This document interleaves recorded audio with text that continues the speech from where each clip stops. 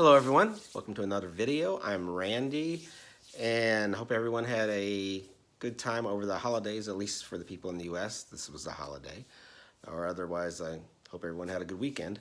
But I managed to slip away from the family on Friday and go to the record store and for Black Friday, record store day, Black Friday, and I was going to show you some of the things I got and also a few other vinyl finds that I've picked up recently. So might as well get started. I did manage some self-control this time, plus I wasn't as excited about this drop as I was the first two, but there was one thing that I was really wanting to get, and that was the Tammy Terrell solo album. Of course, a lot of people know her from her work with Marvin Gaye. This was her only solo album release, and she died very young at the age of 24 from a brain tumor, unfortunately. But I've never seen this one in the wild, and was glad that they reissued it. It says it's 1,200 copies were made, and it's came with the Motown label on this yellow vinyl. But that was the one I was excited to have. Love her voice, loved her work with Marvin Gaye, and couldn't wait to get that one. Another one that I didn't have this album in my Leonard Cohen collection, and that's his third album, released in 1971, which this is the 50th anniversary. Avalanche, Famous Raincoat, Joan of Arc are probably some of the famous songs that are on here. But love the 60s and 70s singer-songwriters. This will be supposed to be a little more dark album by him. It comes with this nice booklet with the lyrics. And nice sleeve here, and on white vinyl, the Columbia label. So I was happy to pick up that one. Another artist I really love, but I only have Dusty in Memphis, and that's Dusty Springfield, Dusty in Memphis, and I have a hits CD that has like 10 songs. But for Record Store Day, they had this 2 LP set, limited to 3,000 copies. For original mono singles from Atlantic. So some nice photos and some information there. Like I said, I haven't listened to any of these yet, but I will show you what I had. And this comes on this with the Atlantic label on these nice ruby red vinyl. And like I said, it's got, I think, all the singles and the B-sides. So it looks like 24 songs on here. So I was glad to get that. Looks like I'm going with soul there. And the last thing I picked up was this U-Roy Creation Rebel.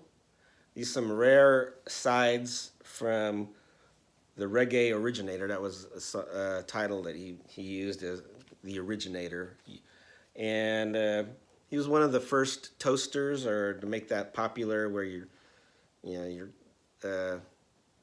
singing or talking over pre-recorded music or dub versions of things. But also on here are the Mighty Diamonds, Johnny Clark, Sly and Robbie. So I'm really interested to listen to this. I know he died earlier this year, and the reggae expert for the YouTube is Doug at Fat City Vinyl, and he did a nice tribute to him after he passed away that you might go check. I'll try to put a link down below so you can go check that out if you want to learn more about U-Roy.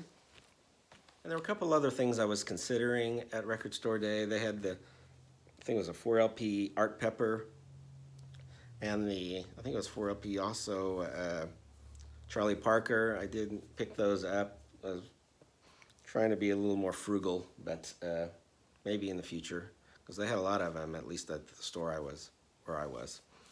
But I did pick another one up there that I saw, and I've been looking for this, and they had it, and they're used, and that's The Damned, their third album, Machine Gun Etiquette.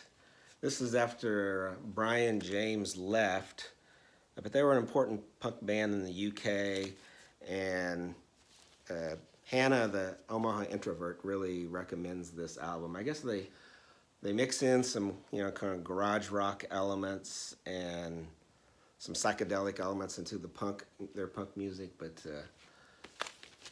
really, this is a reissue from 2016, and got the original sleeve, and got Chiswick label. Anyway, so I was really happy to get that one. I've been looking for this. Oh, I guess I forgot to show you on this U-Roy. Does have a nice photo of him, and you can beat me, but you just can't beat the word, U-Roy. And some nice liner notes on the back of there. And now for a few other things that I picked up recently that I have listened to. And one of them is this wonderful album, Passerine Dream, which it's a guy named Dave Tanner. That's basically who this is. He's a local Kansas City musician that he was in the group Liverpool, which was kind of a Beatles tribute band for a while. He was playing Paul McCartney. But he also, I guess he spent time this year, during the pandemic, and came up with a wonderful power pop album. And he's also a bird watcher and a photographer, so he's got some really nice bird photos on this. And I think you can get this on Bandcamp, or I think PasserineDream.com. It's got it's gray and really cool label with the birds from his photography. But if you like power pop, I mean, this is right up your alley. Beautiful, and I recommend this, to anyone that likes that genre. Another thing I picked up, one of the few Randy Newman albums that I didn't have, and is this Randy Newman Live, which kind of looks like a bootleg, when I guess it was really just a demo for the radio stations. It had a bunch of his songs off his first two albums recorded live, and it had a couple that aren't on an album, which are, what is it? Tickle Me, and Maybe I'm Doing It Wrong. Two kind of humorous songs. I guess it's not, if you're a Randy Newman fanatic, I would say go ahead and get this, but it's not an essential one. But like it says, it does have the two songs that you can't get out anywhere else that are little humorous trifles, but they're.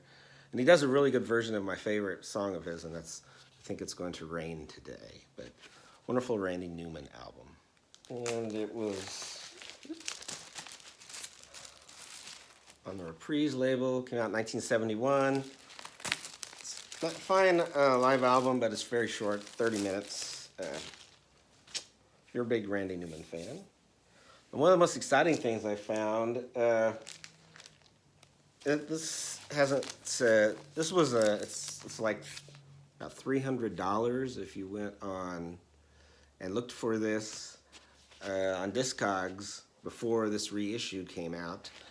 And this is the J and C Trio Tantera. I just read the promo sticker here. Growling and prowling like a more playful Wanda Jackson, Anne Delreen leads this trio down avenues of jazz, rockabilly, and folk, all from the comforts of a Missouri resort. A record that sounds as good as it looks, there's no wonder folks have traded 4 figures for a copy. This private press treasure gets its first ever reissue. And it's on colored vinyl. And she does a song made famous by Wanda Jackson in Funnel of Love. And you have to hear her version. This Anna, what was her name? Andel Rain. But it sounds wonderful. Pantera is a resort down the Lake of the Ozarks area in Missouri. I remember my dad, when he was teaching, they used to have the teachers conferences down there at Pantera. I don't know if you ever saw the J&C Trio or not. They're kind of loungy, kind of like I said, Wanda Jackson if she was fronting a lounge act, but wonderful album. The J&C Trio. They also do a fine version of Jambalaya, Voodoo Doll. The guy that wrote the liner notes on here talks about he heard that song Voodoo Doll and was looking for everywhere to find this album, or if that group was still around, or if they knew anything at the Pantera Resort about this group. But yeah, if you like that kind of thing, this is a really recommendation by me. The J&C Trio. J-N, A-N-N. And I did want to say the label, Modern Harmonic. I did check out their site, and it seems like they've got some cool things that they're reissuing. You might check out.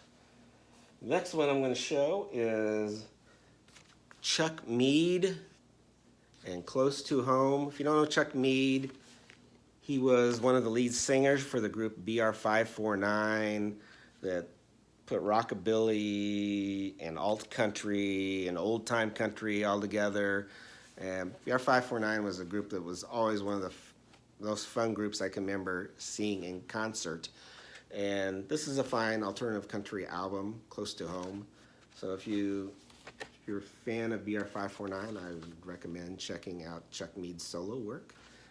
And it's on the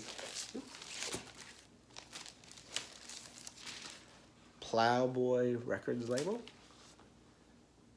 So, Chuck Mead.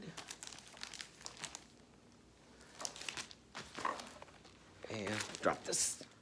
Well, that was awkward. Well, but I'm back. And another one I want to show is this Mason Ruffner, who some people may be familiar with, but unfortunately somebody wrote on it. But I had this on a CD, but this was a crisp, beautiful vinyl copy, near mint, that I was just glad to get.